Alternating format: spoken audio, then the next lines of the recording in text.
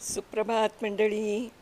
आपण सध्या वाचत आहोत माझ्या अलास्का ट्रिपचं जे क्रूज वर्णन आहे ते जे मी करते ते आपण वाचत आहोत.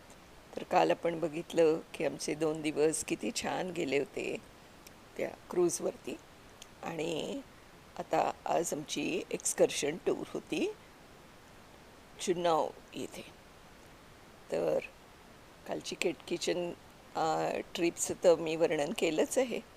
आता आज जुन्नरला आम्ही पोचणार होतो. तर मध्यरात्री केव्हा तरी आमची क्रूज जुन्नर येथे पोचली.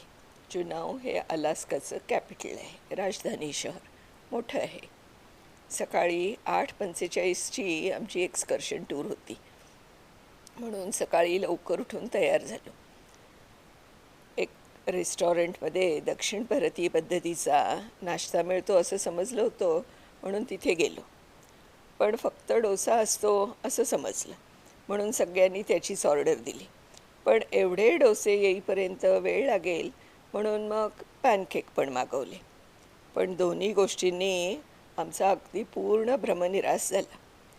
डोसे म्हणजे बिना कांदा टोमॅटो मिरचीचा कच्चा उत्तप्पा वाटावा असंच होतं ते.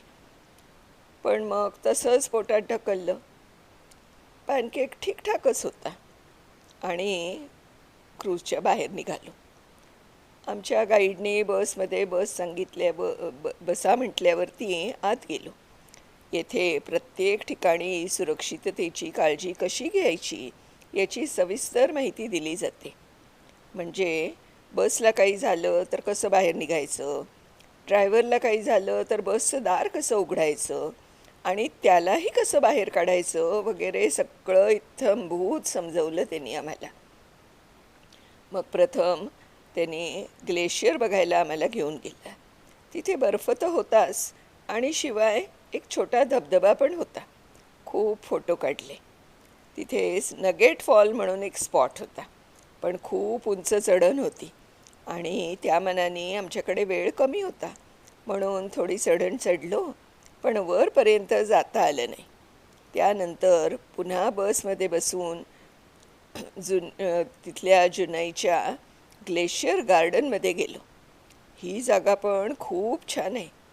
सुरुवातीला छोटीशी गार्डन आहे, पण नंतर पूर्ण जंगल आहे.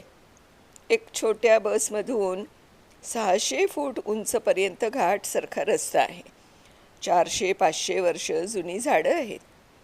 झाड पडलं की त्याचा कसा उपयोग केला जातो ते सांगतात. तसंच विविध प्रकारच्या बेरीज म्हणजे ब्लॅकबेरीज किंवा ब्लूबेरीज वगैरे अशा झाडं आम्हाला बघायला मिळाली तिथे. अनेक पडलेल्या झाडांचा उपयोग त्यावर छोटी फुलझाडं लावून केला होता. थोडक्यात त्या झाडाचा उपयोग फ्लॉवर पॉटसारखा करून झाडं म्हणजे ती जी खोडं होती झाडांची ती शोभिवंत केली होती. थोडा वेळ शॉपिंगसाठी देऊन परत क्रूजवर आलो. 1:30 वाजून गेला होता, त्यामुळे बरंच चालून थकलो पण होतो. त्यामुळे मस्त जेवण करून झोपलो. संध्याकाळी केबल कारला जायचा विचार होता. तिथेच एक जवळच म्हणजे शिपच्या पुन्हा बाहेर जायला लागतं, पण तिथून एक केबल कारची सोय होती. ते वरपर्यंत घेऊन जातात आणि आपल्याला देखावा दिसतो सगळा. पण बाहेर कोणीच आलं नाही, कारण सगळेजण छान झोपले होते. आता 6 वाजेपर्यंत कोणी बाहेर नाही आलं. आणि दुसरं म्हणजे त्या एका केबल कारच्या एका ट्रिपचं तिकीट $60 एवढं होतं. म्हणजे आम्हाला खूपच महाग वाटलं. म्हणून मग थिएटरमध्ये स्लेजविषयीची डॉक्युमेंटरी होती ती पाहिली. थोडा वेळ पत्ते खेळलो. आमच्याबरोबर आम्ही टाईमपास करायला म्हणून पत्ते, सापशिडीचा गेम असं सगळं बरंच काही नेलं पण होतं. तर पत्ते खेळत बसलो थोडा वेळ. मग डेकवर फेरफटका मारला आणि भारतीय पद्धतीचं जेवण जेवलो. आता या भारतीय रेस्टॉरंटमध्ये आम्हाला संध्याकाळी जायची जणू चटकच लागली होती, कारण वरती जे डेकवरती जेवण असायचं ना त्याच्यामध्ये विविध प्रकार असायचे. पण व्हेज नॉन व्हेज असं असायचं. पण हे इथे आम्हाला टेबलवरती बसून आरामात जेवता येईल असं जेवण होतं. त्यामुळे आम्ही ते पसंत करत होतो. मग तिथे ते जे वेटर होते त्यांच्याशी पण गप्पा व्हायच्या. आम्ही ठरलेलं एक टेबल ठरवलं होतं. तिथे 2 वेटर आमचे नेहमीचे असायचे. एक मलेशियन होता. त्याने आम्हाला शुभरात्री म्हणजे आपण गुड नाईट म्हणतो ना, त्याच्यासाठी एक शब्द सांगितला, सलामत. सलामत. मग रोज आम्ही त्याला निघताना सलामत म्हणत असू. आता ही जी वेटर मंडळी आणि क्रूजवरची बाकीची जी लोकं होती, स्टाफ त्यांचा, ते असे वर्ष वर्ष 9 महिने 10 महिने आपलं घर सोडून इतक्या लांब येतात, क्रूजवरती राहतात. तर त्यांना तरी काय दुसरं करमणुकीचं साधन ना. म्हणून मग जे कोणी इथे असे कस्टमर्स असतात आमच्यासारखे, त्यांच्याशी ते खूप छान हसून खेळून बोलत असतात. मध्येच काहीतरी गाणी गुणगुणतात, छोटासा जोक सांगतात. असं करून बिचारे आपला वेळ घालवत असतात. किती कठीण आहे आपल्या फॅमिलीपासून इतके महिनोन महिने दूर राहायचं, ते सुद्धा क्रूजवरती.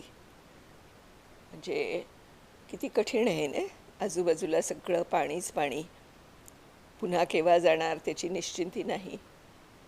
पण पोटासाठी बिचाऱ्यांना करायला लागतं हे सगळं. तर मग आम्ही असं ते भारतीय पद्धतीचं जेवण जेवलो आणि झोपायला गेलो. आमची क्रूज रात्री जुन्नव हे बंदर सोडणार होती. क्रूजला कसं बंदरावरून सोडवलं ते बघितलं. आमची गॅलरी होती, त्या गॅलरीतनं सगळं दिसत होतं.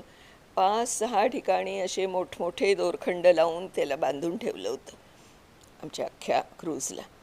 आणि मग ते हळूहळू करत एक एक सोडवत होते. त्याच्यानंतर क्रूज अशी आडवी म्हणजे आपण कसं रस्त्याच्या कडेपासून रस्त्याच्या मध्येपर्यंत असं आडवं कधी येत नाही. आपण असं सरळ जरासं तिरकं घेऊन पुढे जातो. पण इथे समुद्र, कारण पुढे आगे मागे बोटी असतात किंवा दुसरं काही असतं, तर त्यांना एवढं जायला जागा नसते.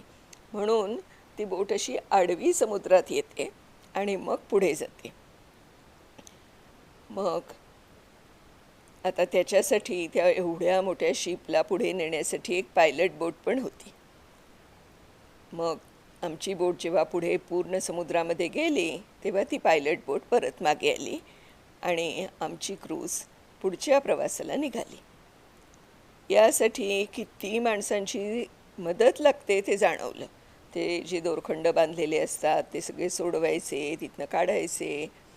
मग आपल्या बोटीवरती पायलट असतात ते तर त्यांचं काम करतच असतात, पण ही बाहेरची माणसं असतात की जी हे सगळं काम करत असतात. शिवाय ती छोटीशी पायलट बोट असते ती चालवायला लागते. पुन्हा ज्ञानात आणखीन थोडी भर पडली की खरंच असं क्रूज चालवणं, तिथे नेणं हे किती अवघड काम आहे.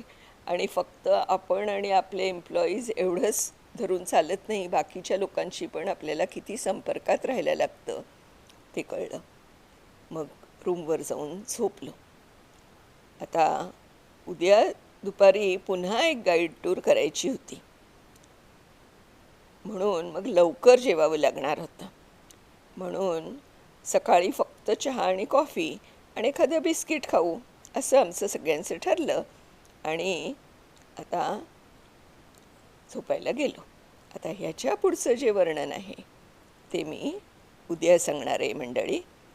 पण मला खरंच या सगळ्या लोकांचं खूप कौतुक वाटतं जे क्रूज चालवतात, की घरापासून इतक्या लांब येतात, इतके महिनोन महिने फक्त बोटीवरती राहायचं, कसा तरी आपला वेळ आनंदात घालवायचा प्रयत्न करायचा. खूप कठीण आहे हे सगळं. तर आमची थोडीफार तशी अवस्था असतेच की आपण पण घराच्या बाहेर निघालेलो असतो, पण आपण 10-12 दिवसांसाठीच बाहेर असतो आणि आपण मजा करण्यासाठी गेलेलो असतो, केवळ पैसा कमवायसाठी किंवा काम करण्यासाठी गेलेले नसतो. हा एक खूप मोठा फरक जाणवला. आता उद्या आमची जी एक्सकर्शन टूर आहे त्याचं वर्णन मी उद्या करीन. तोपर्यंत नमस्कार.